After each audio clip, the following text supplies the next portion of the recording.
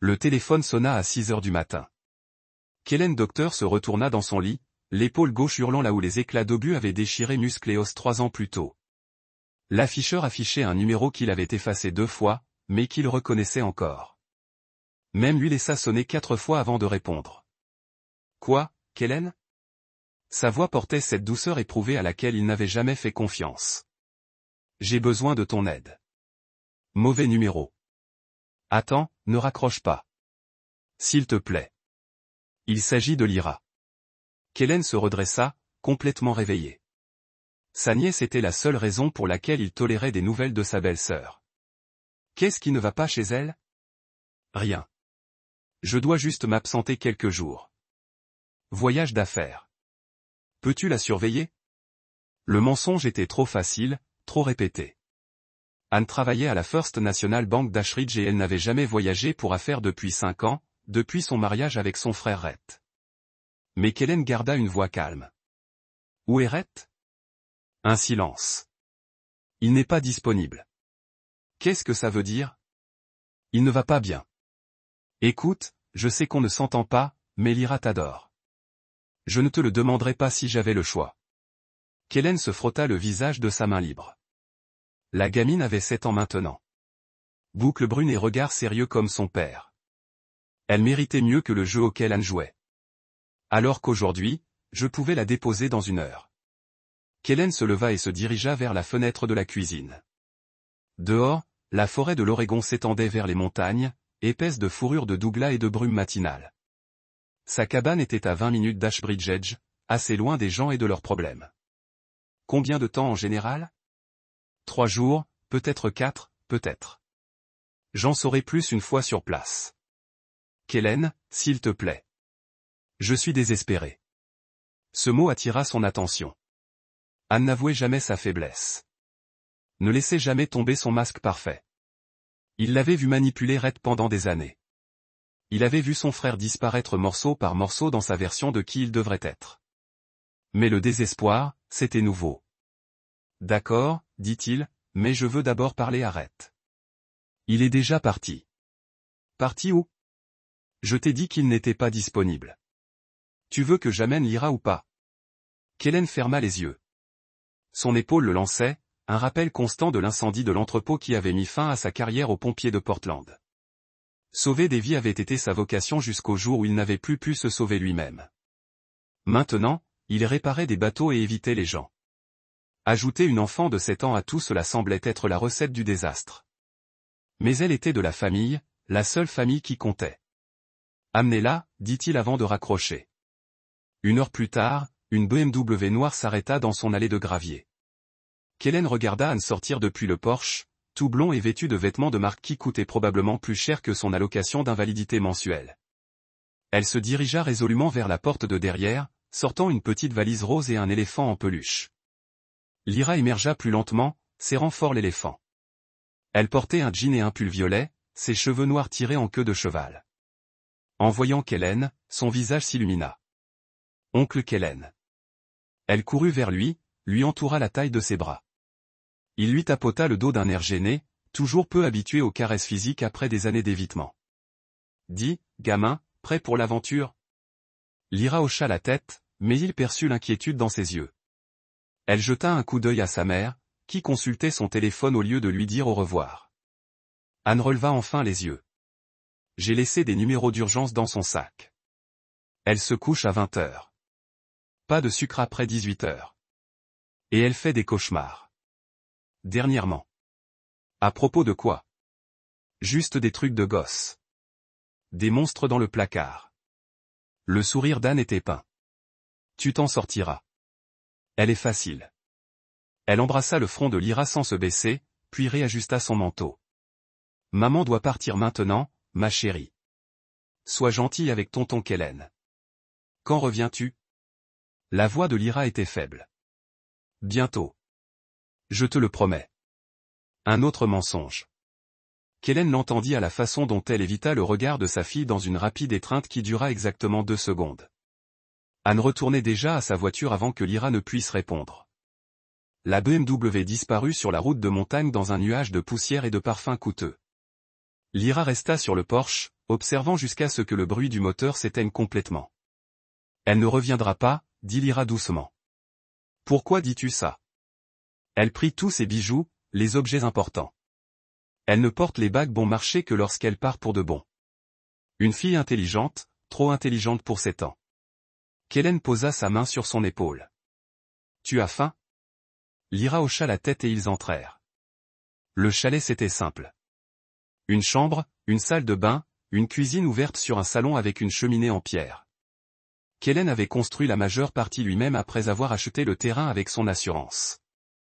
Ce n'était pas grand-chose, mais c'était comme s'il préparait des œufs brouillés pendant que Lyra explorait, son éléphant sous le bras.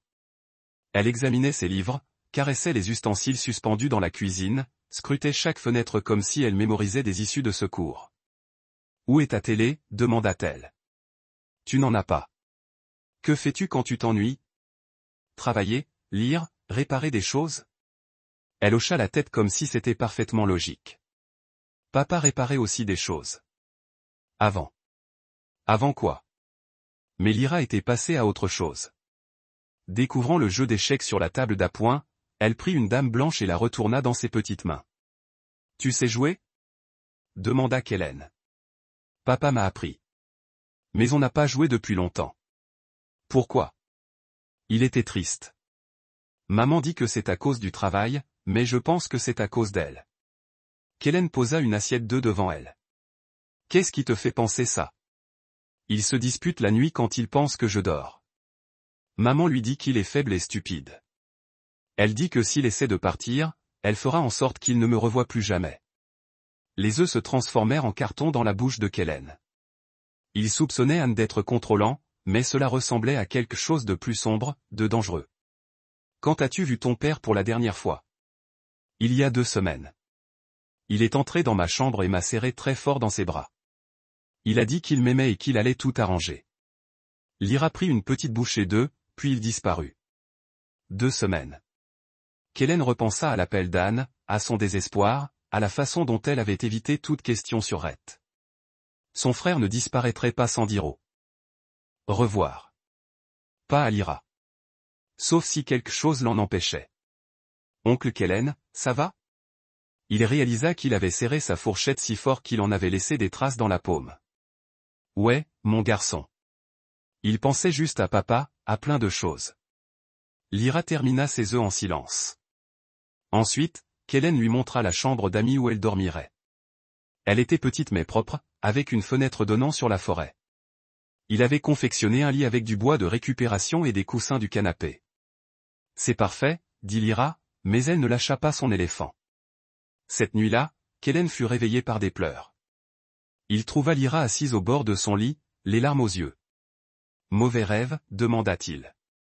Elle la secoua. « Tête. Je n'arrête pas de penser au tiroir. » « Quel tiroir, dans notre maison? » « Celui du couloir. Maman m'a dit de ne jamais l'ouvrir, mais parfois j'entends des bruits venant de l'intérieur. » Kellen s'assit sur le lit à côté d'elle. « Quel genre de bruit? » Comme quelqu'un qui essaie de sortir. Le lendemain matin, Kellen trouva une planche de parquet mal fixée dans le salon. Le bois s'était déformé avec les pluies récentes, créant un espace qui attirait son attention à chaque passage. Il passa la matinée dans son atelier à découper une pièce de rechange et à rassembler des outils. Lyra observait depuis le canapé, coloriant dans un cahier qu'elle avait apporté de la maison. Ses dessins étaient méticuleux, chaque trait précis et réfléchi. Elle travaillait avec la concentration de quelqu'un de beaucoup plus âgé. « Qu'est-ce que tu fabriques » demanda-t-elle lorsqu'il commença à soulever la planche endommagée. « Tu répares quelque chose de cassé. Tu peux aussi réparer les gens » Kellen leva les yeux de son travail. « Ça dépend de ce qui ne va pas chez eux. » Tout le temps effrayé. « Effrayé de quoi » Lyra pressa son crayon plus fort contre le papier. « Tout. Des voix fortes, des portes closes, être laissé seul. » Elle décrivait des symptômes traumatiques. Cohen en avait vu assez lorsqu'il était pompier. Assez d'enfants sortis de situations difficiles pour en reconnaître les signes. Mais savoir quoi chercher et savoir quoi faire étaient 2 choses différentes. Parfois, quand on a peur, on a besoin de l'aide de quelqu'un qui connaît les sentiments de peur. Il a dit comme un médecin des sentiments. Un thérapeute. Tu connais ce mot. Papa l'a mentionné une fois. Il a dit que maman ne me laisserait jamais en voir un parce que ça la ferait mal paraître. Un autre signal d'alarme. Kellen l'a rangé avec les autres. Il a fini d'installer la nouvelle planche, testant sa stabilité sous son poids. Là, il a dit comme neuf. Oncle Kellen. La voix de Lyra était à peine un murmure. Il faut que je te dise quelque chose à propos du tiroir. Il a posé ses outils et lui a accordé toute son attention. Qu'en est-il? Maman a dit de ne jamais l'ouvrir, mais je crois qu'il y a quelqu'un à l'intérieur. Ces mots l'ont frappé comme un coup de froid. Quoi? Tu veux dire? J'entends parfois des grattements et des voix, très faibles, comme si quelqu'un essayait d'appeler à l'aide, mais elles ne doivent pas être fortes. L'esprit de Kellen s'emballa. L'imagination d'un enfant pouvait transformer des bruits domestiques ordinaires en monstres. Mais Lyra ne semblait pas être une enfant qui invente des choses. Elle parlait avec la précision de quelqu'un qui a appris à faire attention aux mots. Quand as-tu entendu ces bruits pour la première fois? Après la disparition de papa, c'est à ce moment-là que maman a commencé à agir différemment, elle aussi. Plus effrayée, plus en colère, sa façon de vérifier toutes les serrures la nuit a changé, parfois 2 fois, et elle a déplacé ma chambre à l'avant de la maison, loin du couloir où se trouve le tiroir. Un frisson parcourut le dos de Kellen. Montre-moi, dit-il. Lyra sortit son cahier de coloriage et tourna la page sur laquelle elle travaillait. Le dessin représentait un plan de maison minutieusement détaillé. Elle marquait son ancienne chambre dans le couloir du fond, puis dessinait des flèches vers une nouvelle pièce à l'avant.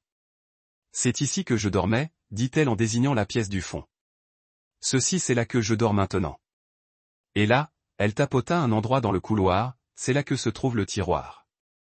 Le tiroir se trouvait juste entre l'ancienne chambre de Lyra et ce qui ressemblait à un placard. Si quelqu'un voulait cacher quelque chose et que ce quelque chose pouvait faire du bruit, éloigner un enfant serait logique. Lyra, j'ai une question importante à te poser. Ta mère t'a-t-elle déjà fait du mal? Pas avec ses mains. Mais elle dit des choses qui me font me sentir petite. Quel genre de choses? Que je suis trop sensible. Que j'imagine des choses qui n'existent pas. Que si je raconte nos histoires de famille, il nous arrivera du mal, à papa et à moi. Manipulation classique. Isolation. Faire douter la victime de ses propres perceptions. Kellen avait déjà vu ça, mais jamais aussi calculé, jamais dirigé vers un enfant. Écoute-moi, dit-il en se mettant à sa hauteur. Tu n'imagines rien. Tu es intelligente et courageuse, et ce que tu vois et entends compte. Si tu me dis quelque chose, je te croirai. Les larmes emplirent les yeux de Lyra. Promis? Promets-moi? Elle le serra dans ses bras, puis une étreinte désespérée qui lui en dit plus que les mots. Cet enfant portait des secrets trop lourds pour ses petites épaules. Et maintenant, elle avait trouvé quelqu'un prêt à l'aider à porter ce poids. Cet après-midi-là, pendant que Lyra faisait la sieste, Kellen appela son frère. Il tomba directement sur la messagerie, comme depuis 2 semaines. La voix de Rhett semblait fatiguée. Laisse un message. C'est Kellen. Rappelle-moi. Il faut qu'on parle. Mais son instinct lui disait que Rhett ne rappellerait jamais personne. Cette pensée le poursuivit tout le reste de la journée. Quand Lyra se réveilla, ils jouèrent aux échecs sur le porche. Elle était plus douée que la plupart des adultes qu'il connaissait. Ses mouvements étaient patients et stratégiques, comme si elle avait appris à anticiper bien plus que de simples parties. Papa m'a appris à toujours avoir un plan, dit-elle en capturant son fou. Et à toujours avoir un plan de secours. Un conseil judicieux. Il dit, parfois, les personnes les plus proches sont les plus dangereuses. Les mots étaient sortis avec désinvolture, comme si elle commentait la météo, mais Kellen entendait le poids derrière eux. Red essayait d'avertir sa fille de quelque chose.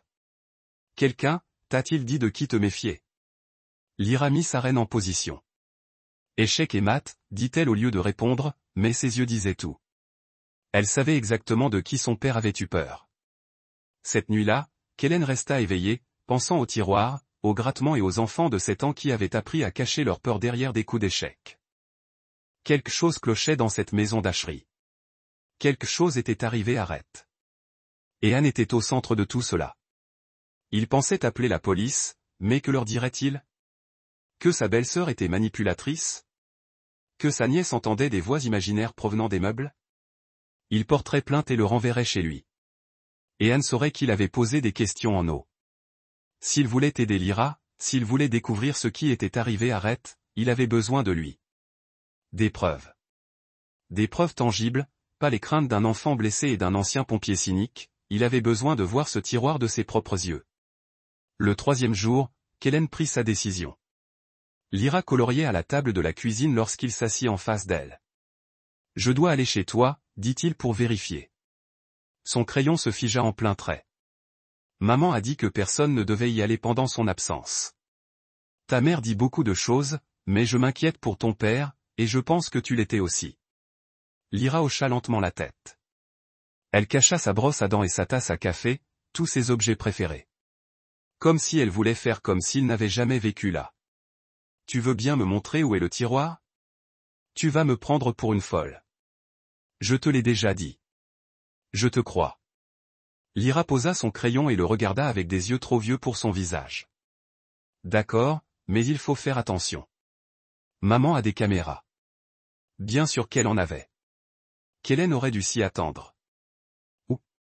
Porte d'entrée, porte de derrière, salon, mais pas dans le couloir. Elle a dit que le couloir était privé. Choix de mots intéressants. Privé de qui? Et pourquoi quelqu'un voudrait-il avoir de l'intimité dans un couloir, à moins d'y cacher quelque chose? Ils se rendirent à Ashridge dans le camion de Kellen, empruntant les petites routes à travers la forêt. La ville s'étendait dans une vallée entre deux crêtes montagneuses. Que des pelouses impeccables et des voitures de luxe. La maison de Rhett et Anne se trouvait sur Maple Street. Une maison coloniale avec des colonnes blanches et noires. Des volets qui criaient la respectabilité. Le code du garage fonctionnait encore. Lyra le connaissait par cœur. Ils se garèrent à l'intérieur, à côté de la 2e voiture d'Anne. Une Lexus argentée qu'elle conduisait pour paraître modeste. « Où est le pick-up de ton père ?» demanda Kellen. Maman l'a vendu.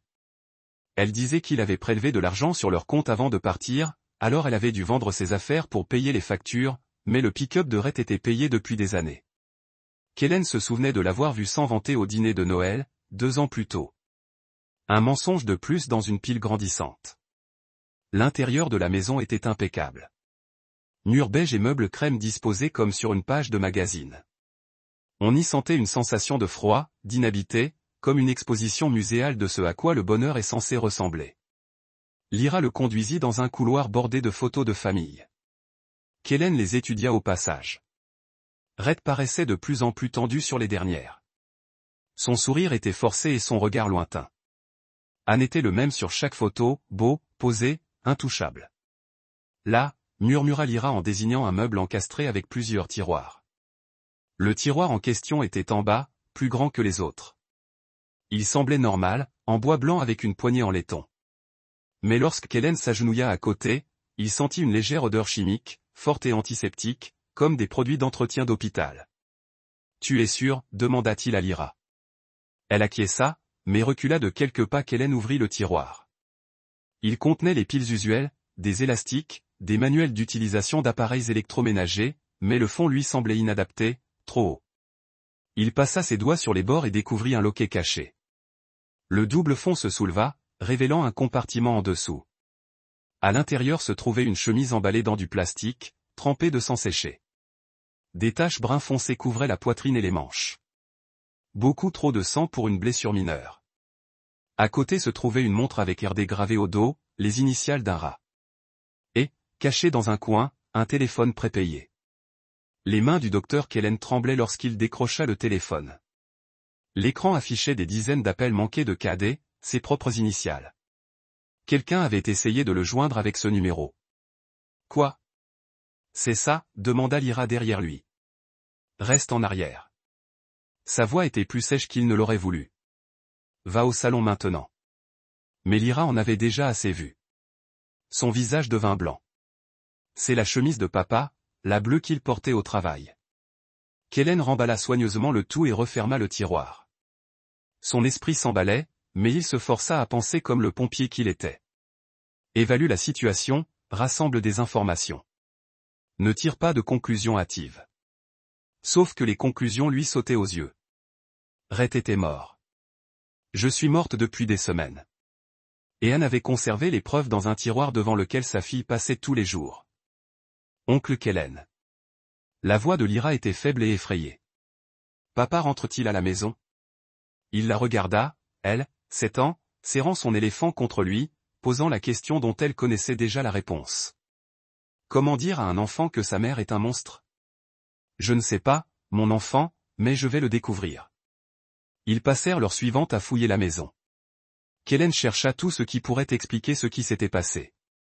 Tandis que Lyra était assise dans le salon, les yeux fixés sur le vide. Dans le bureau, il trouva l'ordinateur portable d'Anne, protégé par un mot de passe, mais elle avait laissé les fenêtres de son navigateur ouvertes. L'historique des recherches lui glaça le sang. Combien de temps faut-il à un corps pour se décomposer à l'intérieur? Suppression de la mémoire suite à un traumatisme infantile. Indemnisation d'une assurance vie sans corps. Exigence légale pour une déclaration de disparition.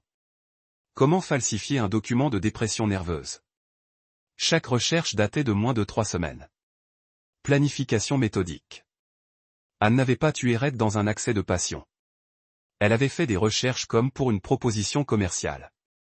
Kellen imprima l'historique des recherches et continua ses recherches. Dans un dossier personnel, il trouva des dossiers médicaux au nom de Rhett. Dépression, anxiété, idées suicidaires, tous documentés par le docteur Elizabeth Crenshaw, tous datés de moins de 6 mois. Mais Kellen savait que son frère avait été triste, peut-être même déprimé, mais suicidaire. Jamais. Ces dossiers étaient fabriqués, probablement pour étayer la thèse selon laquelle il avait abandonné sa famille. Moi dans la chambre de Lyra. Il en trouva davantage. Preuve de la planification d'Anne. Les dessins de l'enfant étaient rangés dans une chemise intitulée « Matériel thérapeutique ». Page après page, des illustrations au crayon montraient un homme allongé sur un sol rouge, une femme debout au-dessus de lui, quelque chose à la main, et une petite fille observant depuis une porte. Anne avait documenté le traumatisme de sa fille, non pas pour l'aider, mais pour montrer aux tribunaux et aux travailleurs sociaux que Lyra était perturbée, peu fiable, traumatisée par l'abandon de son père. Le téléphone sonna pendant qu'il photographiait les dessins. Kellen le saisit sans réfléchir.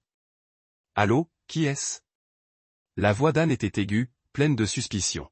« C'est Kellen. J'ai ramené Lyra à la maison pour qu'elle prenne quelques affaires. Je t'avais bien dit de ne pas aller à la maison. Elle avait besoin de son manteau d'hiver. » Un instant. Où est-elle maintenant? Elle prend son manteau. Quoi? Passe-la au téléphone. Kellen regarda vers le salon où Lyra était assise, immobile, sur le canapé. Elle est dans la salle de bain. Je veux lui parler maintenant. Elle te rappellera. Kellen, si tu veux. Fouiner chez moi, qu'est-ce que je fouinerais? Une pause de plus cette fois. Sors, tout simplement. Ramène Lyra chez toi et attends-moi à la maison. Quand est-ce que ce sera? Quand j'aurai fini ce que je fais. La ligne fut coupée. Kellen fixa le téléphone, le cœur battant. Anne savait, peut-être pas exactement ce qu'il avait trouvé, mais elle savait qu'il posait des questions, ce qui signifiait qu'il manquait de temps. Qu'il avait tout rassemblé. L'historique des recherches imprimées, les photos du dossier médical, les copies des dessins de Lyra, les preuves dans le tiroir qu'il avait laissé tranquille, le déplaçait à l'air très Anne, et il avait besoin qu'elle pense que ses secrets étaient toujours en sécurité. Il est temps de partir, dit-il à Lyra. Elle resta là sans protester, mais ses mouvements étaient mécaniques, comme une poupée qu'on pose. Le choc s'installa et se fit sentir sur le chemin du retour au chalet. Elle parla enfin. Mes dessins? Tu les as vus? Ouais, je n'inventais rien. Je sais. Maman va-t-elle aller en prison? Kellen serra plus fort le volant. Je ne sais pas encore, mais elle ne te fera plus de mal. Elle ne m'a jamais frappé. Il y a d'autres façons de faire du mal aux gens. Lyra hocha la tête comme si elle l'avait toujours su. Que m'arrivera-t-il si elle va en prison? Tu resteras avec moi aussi longtemps que tu le voudras. Pour toujours. Le mot flottait entre eux. Pour toujours était une grande promesse, surtout venant de quelqu'un qui avait passé 3 ans à éviter tout contact humain. Mais en voyant cet enfant, cette petite fille courageuse et brisée qui portait seule les secrets de sa famille, Kellen savait qu'il était sérieux. Oui, il avait dit pour toujours. Mais d'abord, il devait s'assurer qu'Anne paie pour ce qu'elle avait fait, et cela impliquait d'obtenir des preuves qui tiendraient devant le tribunal. La chemise ensanglantée et le téléphone étaient un bon début, mais il lui fallait plus. Il avait besoin du corps de Rhett. Il avait besoin de savoir exactement jusqu'où allait la noirceur d'Anne. Cette nuit-là, pendant que Lyra dormait, Kellen était assis à la table de la cuisine et planifiait. Il n'appellerait pas encore la police. Anne était intelligent et connecté. Elle aurait des avocats, des alibis et des explications pour tout. Elle avait probablement déjà imaginé une histoire pour justifier les preuves dans le tiroir. Non, il devait être plus intelligent qu'elle, plus minutieux. Il devait monter un dossier si solide que même la manipulation d'Anne ne pourrait pas s'en sortir. Il sortit son téléphone et parcourut ses contacts jusqu'à trouver le numéro qu'il cherchait. Nico Elford, ancien ambulancier, portait un copain de l'armée avant de devenir pompier. Nico s'était lancé dans la sécurité informatique après avoir quitté l'armée. Le genre de type capable de faire révéler ses secrets aux ordinateurs. Nico, c'est Kellen. J'ai besoin de ton aide. Nico Elford arriva à l'aube, au volant d'une Honda cabossée qui semblait appartenir à un étudiant. Il était plus petit que dans les souvenirs de Kellen. Tout en musclé en énergie nerveuse, mais son regard était toujours aussi perçant et calculateur, ne laissant rien passer. Tu as une mine d'enfer, dit Nico en sortant de sa voiture avec une sacoche pour ordinateur portable et une boîte à outils. Va-t'en plus mal. Kellen avait à peine dormi, son esprit ressassant tout. Il avait trouvé à la maison. Merci d'être venu. Tu as dit que c'était à propos de ton frère. Que se passe-t-il? Kellen lui raconta tout pendant qu'il marchait vers la cabane.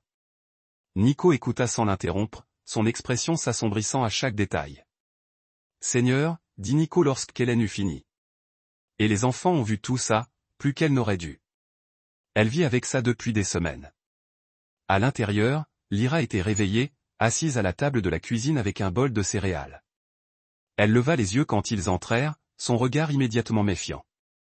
Lyra, voici mon ami Nico. Il va nous aider à découvrir ce qui est arrivé à ton père. Nico s'accroupit à sa hauteur. Salut. J'ai entendu dire que tu étais plutôt courageuse. Je ne me sens pas courageuse. Les meilleures personnes courageuses ne le sont généralement pas. Elles font juste ce qu'il faut faire de toute façon. Quelque chose dans son ton dut la rassurer, car les épaules de Lyra se détendirent légèrement. Vas-tu aider oncle Kellen à retrouver papa? On va essayer, mais je dois d'abord te poser quelques questions. Ça te va? Lyra hocha la tête. Le téléphone jetable que ton oncle avait trouvé. Te souviens-tu avoir vu quelqu'un chez toi qui l'aurait laissé? Maman avait parfois des réunions avec un homme en costume. Il s'asseyait dans le bureau et parlait très bas. À quoi ressemblait cet homme? Grand, cheveux gris. Il apportait toujours des papiers à faire signer à maman. Probablement un avocat. Ou peut-être quelqu'un qui aidait Anne à brouiller les pistes. Kellen l'avait classé comme une autre piste à suivre. Et les affaires de ton père? Continua Nico. Ta mère les avait-elle emballées ou jetées?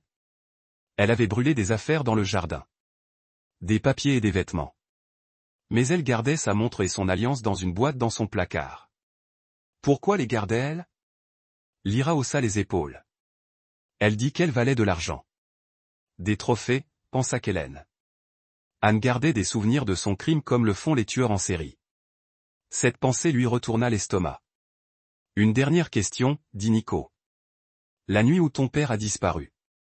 Te souviens-tu de quelque chose de précis? De bruit ou de dispute? Le visage de Lyra pâlit. Il y eut des cris très forts. Puis un grand fracas, comme si quelque chose de lourd s'était effondré. Puis le silence s'est installé. Où étais-tu quand c'est arrivé? Dans mon ancienne chambre. Je me suis caché sous les couvertures et j'ai fait semblant de dormir. Mais plus tard, j'ai entendu maman bouger, traînant quelque chose de lourd sur le sol, traînant quelque chose ou quelqu'un. Kellen serra les poings, imaginant les derniers instants de son frère. Red l'avait-il vu venir? Avait-il essayé de riposter? Tu as bien fait, mon petit. Nico a dit à Lyra. Pourquoi n'irais-tu pas dessiner ou quelque chose pendant que ton oncle et moi travaillons? Après qu'elle ait quitté la pièce, l'expression de Nico s'est durcie. Cette femme est une psychopathe. Tu le sais, n'est-ce pas? Je commence à comprendre. La question est de savoir ce qu'on fait. Tu as dit avoir trouvé un téléphone prépayé avec des appels manqués de ton numéro. Ouais, mais je n'ai jamais appelé de téléphone prépayé. Quelqu'un voulait que tu trouves ces appels. Peut-être que ton frère a installé avant de mourir un système de messagerie au cas où il lui arriverait quelque chose. Nico a ouvert son ordinateur portable et a branché plusieurs appareils qui semblaient tout droit sortis d'un film d'espionnage. Je vais récupérer les données de ce téléphone. Messages vocaux, SMS, journaux d'appel, tout ce qu'il y a dedans. Combien de temps ça va prendre? Quelques heures, mais il faut d'abord récupérer le téléphone. Ils retournèrent à la maison en prenant bien soin d'éviter les caméras. Lyra resta dans le camion pendant que Kellen récupérait le téléphone jetable dans le tiroir. Tout le reste était exactement comme il l'avait laissé. De retour au chalet, Nico se mit au travail. Ses doigts parcouraient le clavier avec une précision chirurgicale. Les lignes de code défilaient plus vite que Kellen ne pouvait lire. En 1 heure, il avait transféré toute la mémoire du téléphone sur son ordinateur portable. Bingo.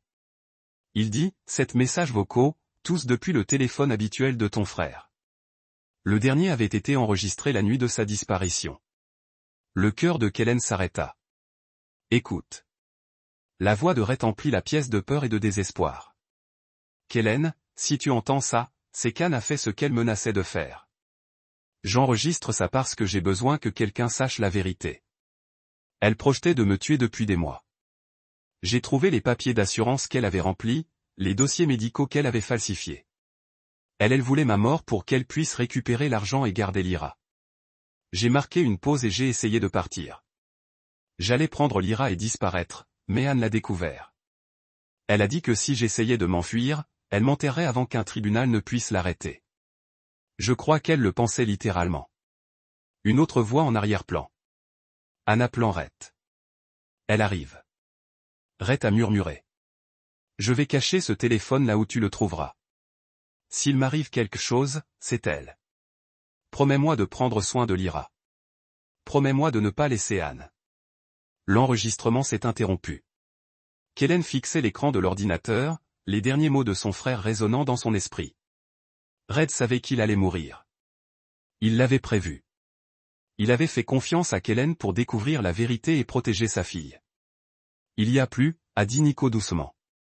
Il a passé les messages précédents qui documentaient les menaces d'Anne, sa manipulation, sa destruction systématique de sa vie. Le dossier médical était faux. Le bénéficiaire de l'assurance avait été changé sans son consentement. Connaissance. Elle avait drogué sa nourriture pour le faire paraître instable.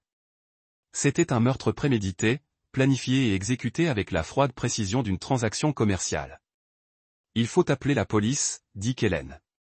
Avec quoi? Un enregistrement vocal qui pourrait être falsifié. Il nous en faut plus. Genre quoi? Comme une preuve qu'elle l'a tué. Un corps serait bien.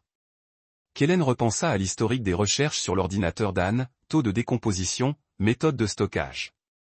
Elle avait cherché comment cacher un corps, ce qui signifiait qu'elle en avait caché un.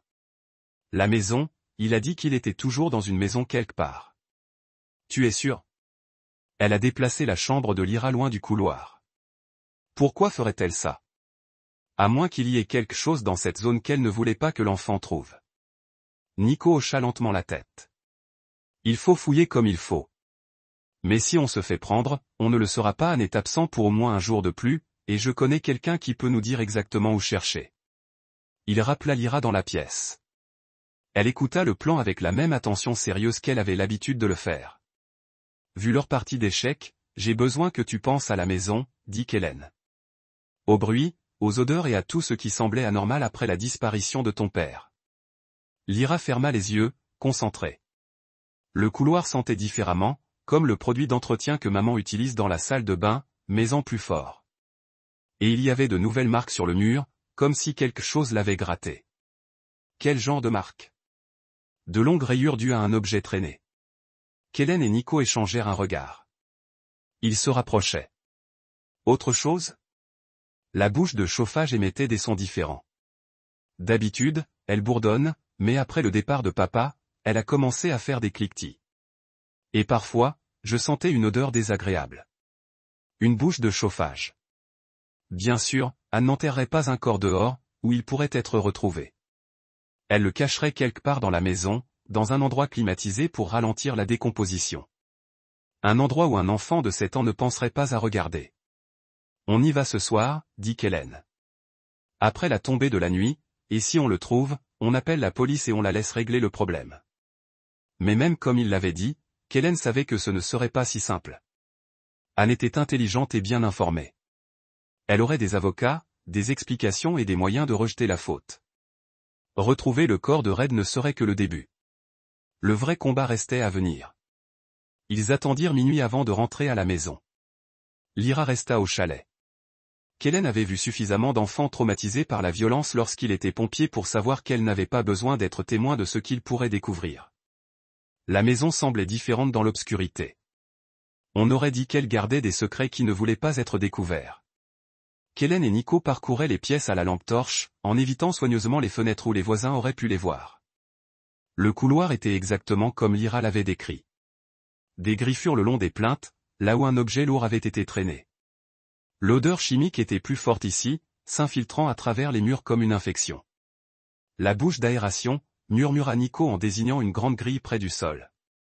Ils l'ouvrirent avec un tournevis pris dans la trousse à outils de Kellen. L'odeur qui s'en dégagea les fit vomir tous les deux, douce et pourrie, comme de la viande laissée dedans.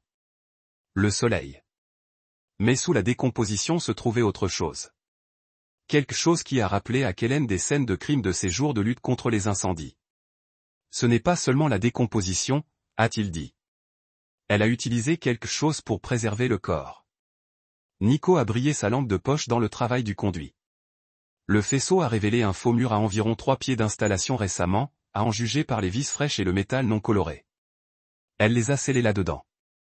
Nico a déclaré, Christ, ils ont dû retirer une section de cloison sèche pour atteindre l'espace caché. Derrière c'était un paquet enveloppé en plastique qui avait déjà été un être humain. Le portefeuille de Rhett était toujours dans sa poche arrière, confirmant ce qu'il savait déjà. Kellen s'est forcé à tout documenter avec sa caméra de téléphone. Le corps, le tombeau McLift, les conteneurs chimiques ont utilisé pour l'appel à l'appel. Dans Nico, a dit.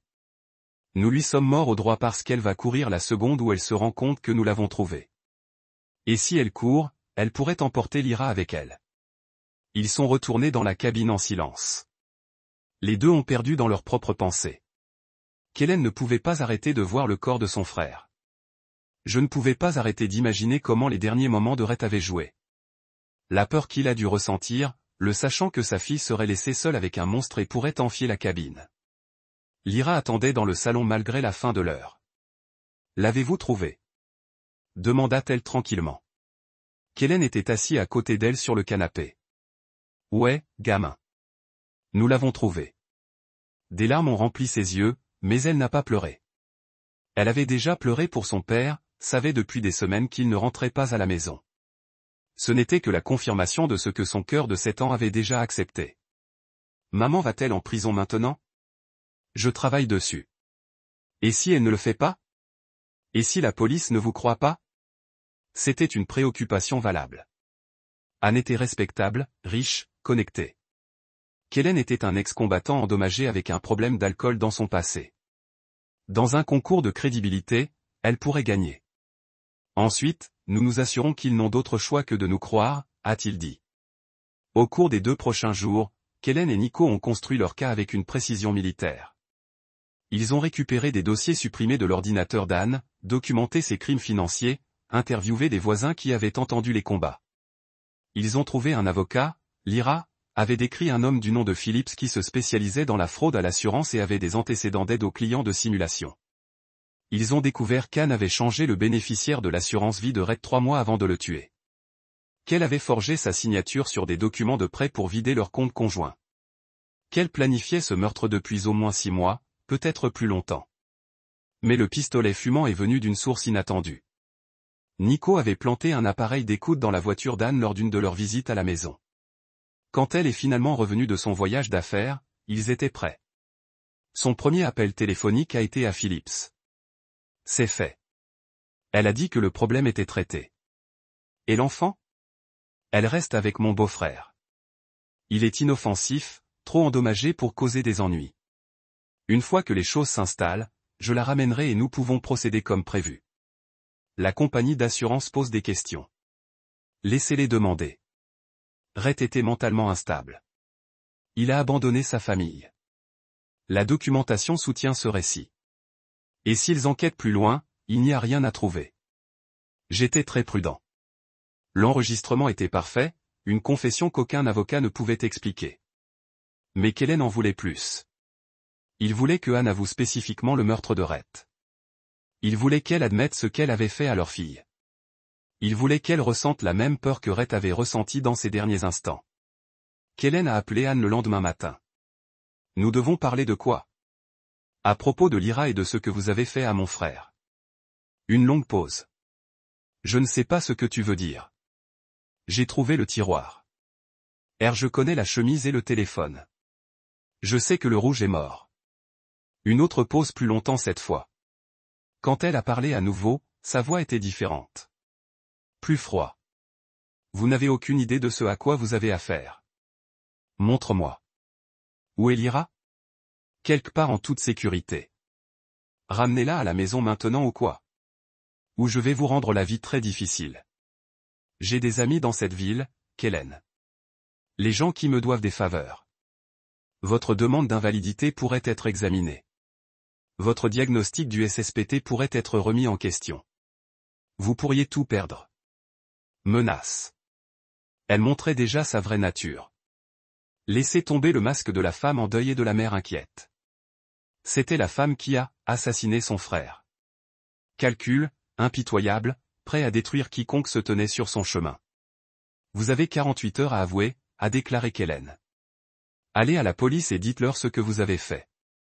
Peut-être qu'ils iront facilement avec vous. Anne rit. Avouez quoi? Rhett nous a quittés. Il a abandonné sa famille parce qu'il ne pouvait pas gérer le fait d'être père et mari. Il y a une documentation de son état mental. Des témoins qui l'ont vu se retirer de ses responsabilités. Témoins que vous avez payés ou manipulés. Prouvez. Je le ferai. Non, tu ne le feras pas. Parce qu'il n'y a rien à prouver. Tu es un homme brisé, Kellen. Un pompier ivre qui ne pouvait pas se sauver, sans parler de quelqu'un d'autre. Qui va te croire? Les mots ont frappé leur cible, ses insécurités les plus profondes, sa culpabilité sur le feu de l'entrepôt, ses années d'isolement et de doute de soi.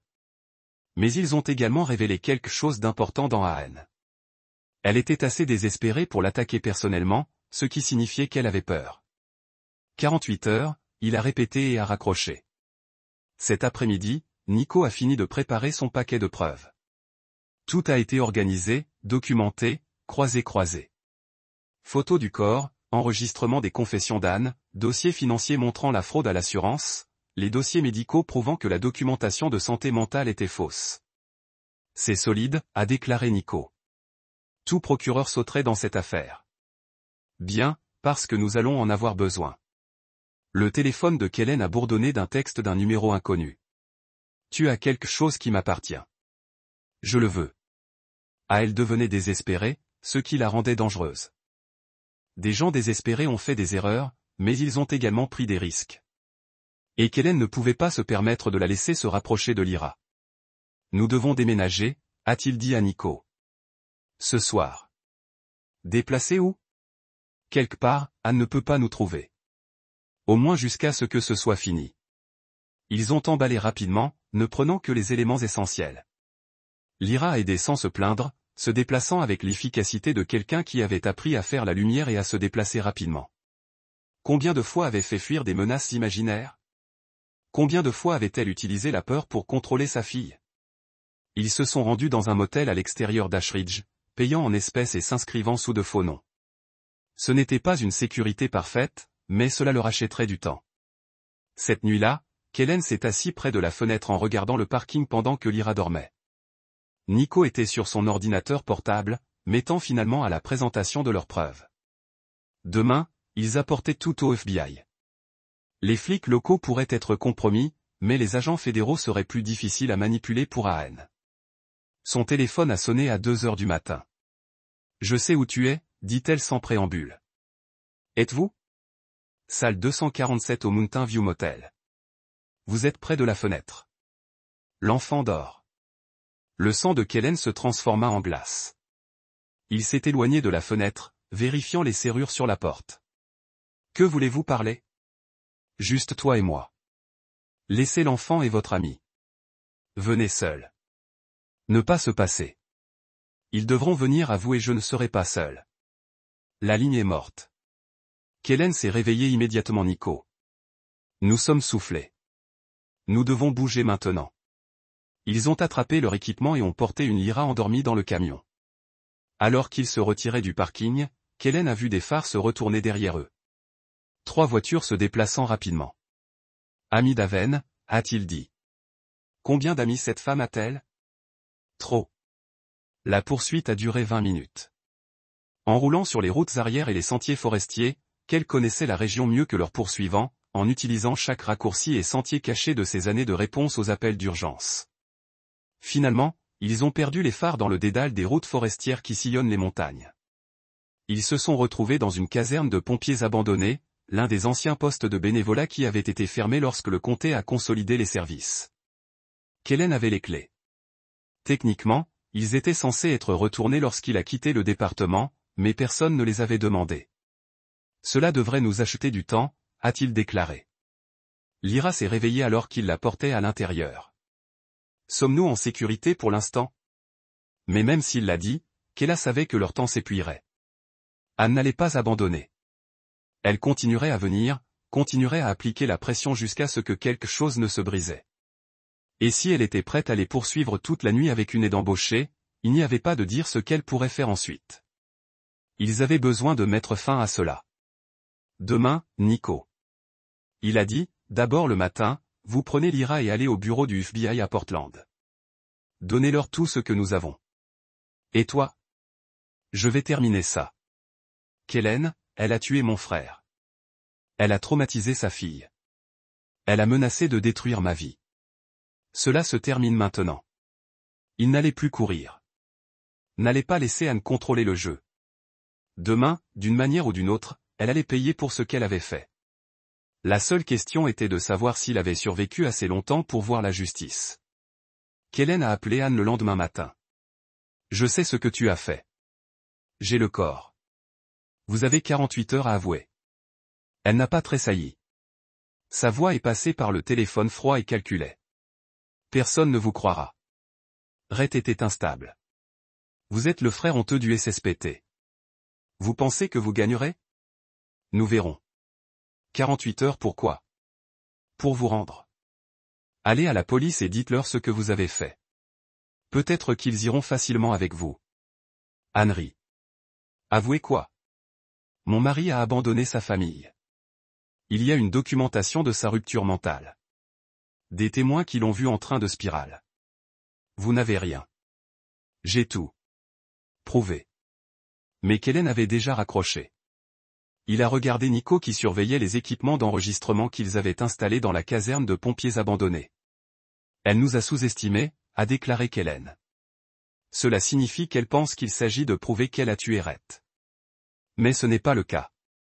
Il s'agit de détruire tout ce qu'elle a construit sur son cadavre. Cet après-midi, Kellen a mis son plan en mouvement. Il n'est pas allé à la police. Le premier était juste sur ces liens là-bas. Au lieu de cela, il a divulgué les preuves systématiquement stratégiquement aux personnes qui ne pouvaient pas être achetées ou intimidées. Premier arrêt, le lieu de travail de Rhett. Kellen est entré dans l'ingénierie du Pacifique Nord-Ouest avec une enveloppe épaisse adressée au PDG. À l'intérieur se trouvaient des copies des enregistrements vocaux, des photos du corps et de la documentation montrant que Rhett n'avait pas abandonné son travail. Il avait été assassiné. Monsieur Docteur devait présenter une proposition de projet majeur la semaine où il a disparu. Le PDG a déclaré à Kellen après avoir examiné les preuves. Il y travaillait depuis des mois. Personne n'abandonne ce genre d'opportunité de carrière. Deuxième arrêt, First National Bank, où AN a travaillé. Kellen a livré un package similaire au président de la banque ainsi que des dossiers financiers montrant la fraude à l'assurance et les documents forgés. Madame Docteur a accès à nos systèmes d'authentification de documents. La présidente a dit sinistrement si elle a forgé des signatures. Troisième arrêt, The Ashridge Tribune. Le journaliste local, Janet Mills, avait la réputation d'exposer la corruption. Elle a pris le paquet de preuves avec des yeux affamés. C'est énorme, a-t-elle dit. Quand puis-je gérer l'histoire? Demain matin. Donnez-lui le temps de se propager avant de pouvoir réagir. Mais l'accident vasculaire cérébral de Kellen est venu ce soir-là. Nico avait surveillé les communications d'Anne et ils ont découvert quelque chose d'intéressant. Elle avait reçu des appels téléphoniques réguliers avec le Dr Phillips, l'avocat qui l'avait aidé à fabriquer les dossiers de santé mentale de Rhett. Elle devient nerveuse, a déclaré Nico, montrant à Kellen les journaux d'appel. 3 conversations aujourd'hui, chacune plus longue que la précédente. Pouvez-vous exploiter la suivante? Déjà terminé. J'ai planté un appareil d'écoute dans sa voiture hier. Chaque appel est enregistré. L'appel est venu à 21h. Everything. The Tree, The Insurance Change, The Forged Medical. Record. Et documented all of it. Destroy them. I can't. Kellen HAS copy. Et is probably already gone to the police. Then we stick to the plan. Rhett was mentally unstable. Et fabricated those recording a par office paranoia delusion. The medical documentation support that narrative. What if they don't believe it? They will. You're a grieving widow.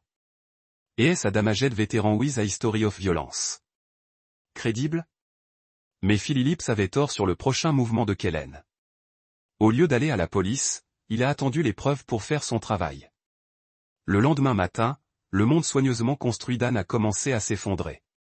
À T6 du matin, son président de la banque a appelé une réunion d'urgence. Le package de preuves que Kellen avait fourni comprenait la preuve que AN avait l'accès des utilisateurs au système d'authentification pour forger des documents de prêt et transférer des fonds sans autorisation. Votre emploi est résilié immédiatement. Le président a dit que sa sécurité vous escorterait du bâtiment. Nous glissons également tous les comptes associés à votre nom en attendant une enquête complète. À 8h du matin, l'Ashbridge Edge Tribune a frappé des stands avec Janet Mills Expose, le banquier local soupçonnait le meurtre de Yann Ship. L'article comprenait des photos des preuves sanglantes, de l'extrait des enregistrements vocaux de Rhett et des dossiers financiers détaillés montrant la fraude à l'assurance. WY9AM. Les services de protection de l'enfance avaient ouvert une enquête. Les dessins de traumatisme et les dossiers médicaux de l'IRA ont peint un tableau clair d'un enfant vivant avec des abus psychologiques graves. T10 à point Monsieur Pacific Northwest Engineering a libéré déclarations soutenant leur employé Red Doctor et appelant à une enquête complète sur sa disparition. Ils ont également annoncé qu'ils ont porté des accusations contre quiconque avait falsifié des informations sur son état mental. Mais l'accident vasculaire cérébral de Kellen n'était pas encore à venir. Alors qu'Anne s'est précipité pour contrôler les dégâts, Nico extrait des preuves supplémentaires de ses appareils. Je l'ai, a déclaré Nico, montrant à Kellen son écran d'ordinateur portable. Sauvegarde du cloud il y a 3 mois. Elle pensait qu'elle l'avait supprimé, mais rien n'a jamais vraiment disparu. La vidéo était accablante. Cela a montré qu'Anne faisait face à Rhett dans leur cuisine, lui criant avec une fureur désarticulée. Vous pensez que vous pouvez simplement partir et la prendre? Vous perdrez tout. Je vais vous enterrer avant que tout tribunal ne puisse m'arrêter. La voix de Rhett était à peine audible. Anne, s'il vous plaît. Nous pouvons résoudre ce problème. Il n'y a rien à travailler. Vous avez signé les papiers. Vous avez fait le choix. Maintenant, vous vivez avec les conséquences. La vidéo s'est coupée, mais c'était suffisant. Combiné avec tout le reste, il a peint une image indéniable du meurtre prémédité. Kellen s'est assuré que des copies ont atteint chaque média de l'Oregon. À midi, a même essayé d'aller travailler sans savoir qu'elle avait déjà été licenciée. La sécurité l'a rencontrée dans le parking. Madame, vous devez quitter les locaux immédiatement. C'est mon lieu de travail. J'ai des réunions. Plus maintenant. Alors qu'elle se tenait là sous le choc, des voitures de police ont entouré sa BMW. Le détective Morrison est sorti, mandat à la main. Ah docteur, vous êtes en état d'arrestation pour le meurtre de Red Doctor. Fraude à l'assurance, mise en danger des enfants et altération des preuves. L'arrestation s'est produite à la vue de ses anciens collègues, des équipes de nouvelles locales et de la moitié de la ville. L'image parfaite qu'elle avait cultivée pendant des années s'est effondrée en quelques minutes alors que les caméras la capturaient menottée et dirigée. Son monde avait implosé du jour au lendemain, exactement comme Kellen l'avait prévu. Ce soir-là, Nico a repris l'audio de l'appareil d'écoute dans la voiture d'Anne. Son dernier appel téléphonique à Philips était désespéré. Paniqué. Ils ont tout. Les enregistrements, le corps, les dossiers financiers. Comment ça possible? Vous avez dit que vous faisiez attention. J'étais. Mais Rhett était plus intelligent que je ne le pensais. Il a tout documenté. Qu'en est-il de l'histoire des preuves plantées? La défense de l'instabilité mentale. Cela ne fonctionnera pas. Ils ont une vidéo de moi le menaçant. Ils ont ces enregistrements de voix de la nuit que je l'ai tué. Ils ont ma confession. Tué quoi? J'ai été enregistré. D'une manière ou d'une autre, ils m'ont amené à admettre que je l'ai assassiné. Je suis entré directement dans leur piège. Kellen sourit sinistre en écoutant. Anne avait finalement réalisé qu'elle avait été dépassée depuis le début. Toute sa manipulation, toute sa planification minutieuse, toute son arrogance, rien de tout cela n'avait d'importance maintenant. Les preuves étaient écrasantes. La confession a été enregistrée. Le monde avait vu son vrai visage. La justice pour Rhett était enfin à portée de main. Le procès a commencé 4 mois plus tard. Anne avait embauché la meilleure équipe de défense que l'argent pouvait acheter, mais aucune expertise juridique ne pouvait surmonter la montagne de preuves contre elle. Ils ont essayé tous les angles. Ils ont affirmé que les enregistrements vocaux avaient été fabriqués. Ils ont suggéré que Kellen avait planté des preuves de la jalousie et vengeance. Ils ont fait valoir que Red avait été mentalement instable et qu'Anne protégeait sa fille d'un père inapte. Rien de tout cela n'a fonctionné. Les procureurs ont présenté une affaire méthodique qui a détruit chaque argument de défense. Ils ont joué des messages vocaux désespérés de Red, montré les photos du jury de son cadavre conservé et les ont guidés à travers le programme élaboré de fraude à l'assurance. Ils ont présenté les séquences vidéo supprimées d'Anne menaçant d'enterrer son mari avec ses confessions enregistrées capturées par le dispositif d'écoute de Nico. Mais le témoignage le plus dommageable est venu d'une source inattendue. Le docteur Phillips, l'avocat qui avait aidé à fabriquer les dossiers médicaux. Tournait les énoncés des preuves en échange d'une phrase réduite. Il a témoigné qu'Anne s'était approchée de lui 6 mois avant le meurtre avec un plan détaillé pour tuer son mari et donner l'impression qu'il avait abandonné sa famille. Elle m'a montré des recherches, a déclaré Phillips au tribunal. Article sur les cas de fraude à l'assurance réussie, informations sur la préservation des organismes, les méthodes de forgeage des documents. Ce n'était pas un crime de passion. C'était une transaction commerciale. Le témoignage de Lyra a été livré par vidéo en circuit fermé et dévastatrice. L'enfant a décrit en détail clinique la nuit où son père est décédé. Les sons des combats, la façon dont sa mère avait traîné quelque chose de lourd sur le sol pendant que Lyra faisait semblant de dormir. Ma maman m'a dit que papa est parti, a déclaré Lyra de sa petite voix régulière. Mais j'ai vu ce qui s'est vraiment passé. J'ai dessiné des photos pour que je n'oublie pas. La défense a tenté de discréditer la mémoire d'un enfant, mais les preuves physiques ont corroboré chaque détail de son conte. Le jury a vu à travers les mensonges d'Anne aussi clairement que Kellen. Lorsqu'un verdict est revenu coupable, sur tous les chefs d'accusation, Anne n'a montré aucune émotion. Elle était parfaitement immobile pendant que le juge lisait les accusations. Meurtre au premier degré, fraude à l'assurance, mise en danger des enfants et falsification des preuves. Les crimes de l'accusé étaient particulièrement odieux. La juge Morrison a déclaré lors de la condamnation, elle avait non seulement assassiné son mari de sang-froid, mais a forcé sa jeune fille à vivre avec le traumatisme de ce crime pendant des semaines. Les dommages psychologiques infligés à cet enfant sont incommensurables. Il l'a condamné à 25 à vie pour meurtre avec des peines consécutives supplémentaires pour les autres accusations. Elle mourait en prison, ce qui était exactement ce qu'elle méritait. Après la condamnation, l'avocat d'Anne s'est approché de Kellen dans le couloir du palais de justice. Elle veut te voir, a-t-il dit. Elle veut t'expliquer. Non, elle est toujours la mère de Lyra. Il y a des considérations légales concernant les droits de visite. Plus maintenant. Il n'y en a pas. L'avocat avait l'air confus. Que voulez-vous dire? Kellen a sorti un document juridique qui avait été déposé ce matin-là. La volonté originale de Rhett. La seule Anne pensait qu'elle avait détruite. Mon ami Nico l'a récupéré à partir de fichiers supprimés sur leur ordinateur personnel. Le Wellen a nommé Kellen comme gardien de Lyra en cas de mort de Rhett.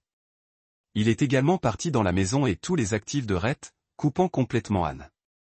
Rhett était plus intelligente qu'elle ne le pensait. Kellen a dit qu'il savait ce qu'elle planifiait et s'est assuré qu'elle ne pouvait pas en profiter. Lorsqu'Anne a tenté de demander des droits aux visites, le juge Morrison a ri en dehors du tribunal. L'accusé a assassiné le père de cet enfant et l'a forcé à vivre avec le traumatisme de ce crime. Il a dit qu'elle avait perdu tout droit de s'appeler une mère. Alors qu'il dirigeait Anne pour commencer sa peine d'emprisonnement à perpétuité, elle a finalement perdu son sang-froid. Elle se tourna vers Kellen avec de la rage brûlant dans ses yeux. « Vous avez ruiné ma vie. » Kellen l'a regardée une dernière fois. Cette femme qui a détruit sa famille et traumatisé un enfant innocent. Sa voix était calme mais portait le poids de la finalité absolue. « Vous assassinez du sang. Vous devriez me remercier de vous arrêter à la ruine. » Puis elle était partie, traînée dans une cellule où elle passait le reste de ses jours. Kellen n'a ressenti aucune satisfaction, aucun sentiment de victoire. Rhett était toujours mort. Lyra était toujours traumatisée. La justice avait été rendue, mais elle ne pouvait pas annuler les dégâts. Cela ne pouvait que garantir que Anne ne blesserait plus personne. 6 mois après le procès, Kellen a vendu la maison à Ashley. Il ne pouvait pas supporter de voir Lyra vivre dans l'endroit où son père avait été assassiné, où elle avait été forcée de porter des secrets trop gros pour ses petites épaules. Ils ont déménagé dans une cabine qu'il s'est construite sur 50 acres de terre forestière à l'extérieur de Portland. Simple, propre, honnête, un endroit où les mauvais souvenirs ne pouvaient pas les suivre. Où Lyra pourrait grandir sans le poids des crimes de sa mère qui s'appuyait sur elle. L'ajustement n'était pas facile. Lyra a fait des cauchemars pendant des mois, criant pour son père dans l'obscurité. Elle tressaillait à des bruits bruyants, se cachait quand des étrangers sont venus à la porte, ont dessiné des photos de pièces vides et de portes fermées. Mais elle a également passé de bons jours. Jours où elle a aidé Kellen dans son atelier, apprenant à utiliser des outils et à réparer des choses qui ont été brisées. Jour où elle a joué aux échecs sur le porche. Son esprit stratégique travaillant sur des problèmes étape par étape. Jour où elle a ri de ses terribles blagues et lui a parlé des livres qu'elle lisait. La thérapie a aidé. Le docteur Martinez était un spécialiste du traumatisme infantile. Quelqu'un qui a compris que la guérison a pris du temps et de la patience. Elle a enseigné aux stratégies d'adaptation de Lyra, l'a aidé à traiter son chagrin, lui a montré que les choses que sa mère avait faites n'étaient pas de sa faute. Les enfants se blâment. Le docteur Martinez a expliqué à Kellen. Il pense que s'ils avaient été meilleurs, plus silencieux, différents d'une manière ou d'une autre, les mauvaises choses ne se seraient pas produites. Comment puis-je la convaincre que ce n'était pas de sa faute? En étant cohérent. En lui montrant tous les jours qu'elle est en sécurité et aimée. En prouvant que tous les adultes ne la blesseront pas ou ne l'abandonneront pas. C'est donc ce que Kellen a fait. Il s'est présenté tous les jours. Il a tenu ses promesses. Il a écouté quand elle avait besoin de parler et lui a donné de l'espace quand elle avait besoin d'être seule. Il lui a appris que l'amour n'avait pas à venir avec des conditions, que la sécurité n'avait pas à être gagnée. Lentement, soigneusement, ils ont construit une nouvelle vie ensemble. Point une nuit, presque un an après le procès, Lyra a frappé à la porte de sa chambre. « Oncle Kellen, je ne peux pas dormir. » Mauvais rêve. « Non, je continue de penser à quoi ? » À propos de maman. Le cœur de Kellen se serra. Ils ont déjà parlé d'Anne, mais pas souvent. C'était encore trop douloureux, trop brut. Et elle ? Revient-elle jamais ? La question qu'il redouait. Celui à qui il s'était préparé, mais espérait qu'il n'aurait jamais à répondre. Non, dit-il simplement. Elle s'est assurée de cela. Mais je ne te quitterai jamais. Lyra hocha la tête comme si elle s'attendait à cette réponse. Bien, dit-elle. Je ne veux pas qu'elle revienne. Je veux rester ici avec toi pour toujours. Pour toujours. Kellen l'a tirée dans un câlin. Cette courageuse petite fille qui avait survécu plus de traumatismes que la plupart des adultes n'avaient jamais été confrontés. Elle guérissait lentement mais sûrement, apprenant à faire confiance à nouveau, apprenant que le monde pourrait être en sécurité si vous trouviez les bonnes personnes avec qui la partager. À l'extérieur de leur cabine, la forêt de l'Oregon s'étendait vers les montagnes, sombre et paisible sous un ciel rempli d'étoiles. Quelque part dans cette obscurité, il y avait des choses sauvages et des dangers cachés, mais aussi la beauté et la vie et la promesse de nouveaux débuts. À l'intérieur, un homme endommagé et un enfant traumatisé s'étaient retrouvés. Avaient construit quelque chose qui ressemblait à une famille. Ce n'était pas la famille que l'un ou l'autre avait prévue, mais c'était la leur. Et parfois c'était